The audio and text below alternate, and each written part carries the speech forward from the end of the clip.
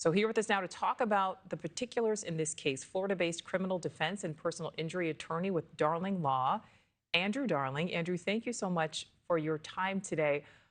So this video is pretty hard to watch because it does seem quite obvious from the start that this woman has special needs. I'd like to listen briefly to some of her appearance in court. Hi, Judge. My name is Amara Leah Bryan. Can you raise your right hand?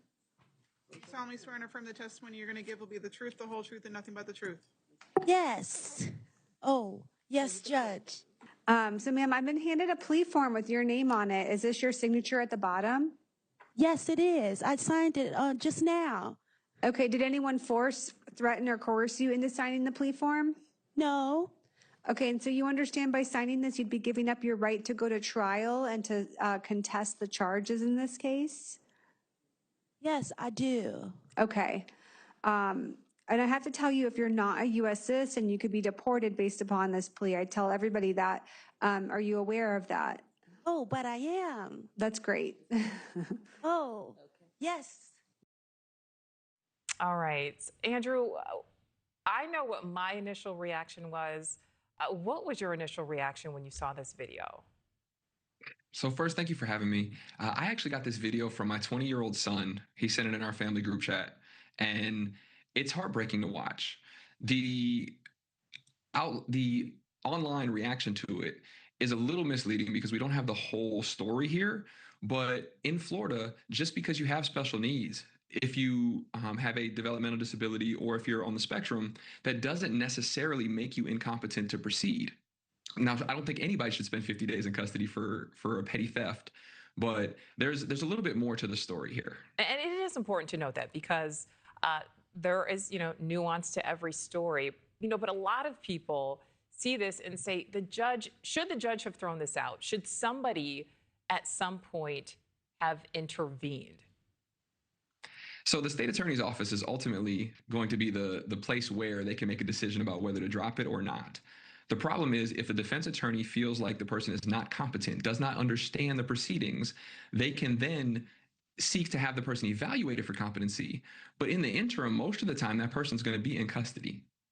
So they're going to be sitting there waiting for an evaluation, which could take a week, it could take a month. So in this particular instance, I know that public defender that's there with her at the podium in the video. She's a phenomenal public defender. She does initial appearances all the time. And that's what this was, is Ms. Bryan got picked up after missing a court date. She got picked up again. And then this is that next day, the state basically offered her credit time served to get her out and to move on. Okay, so we know that, she did serve approximately 50 days total.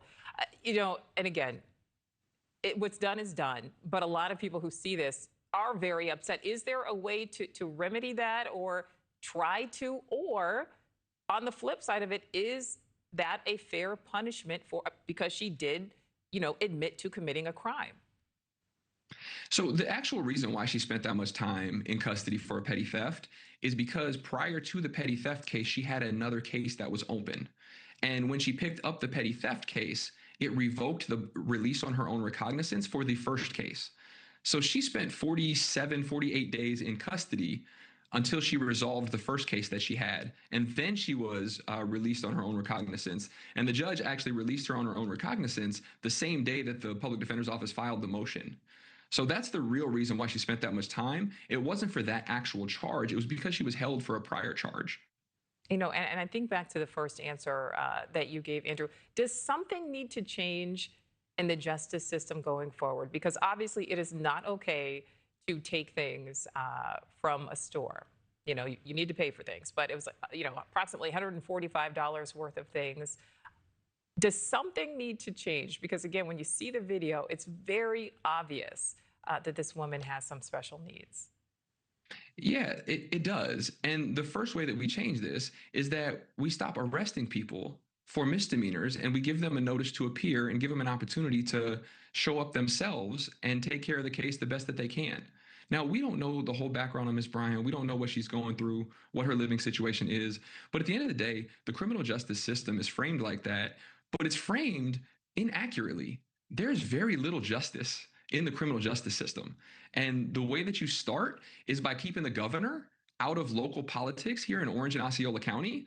Thank you for watching. Subscribe below and download our NewsNation app right now on your phone, and you will get fact-based, unbiased news for all Americans.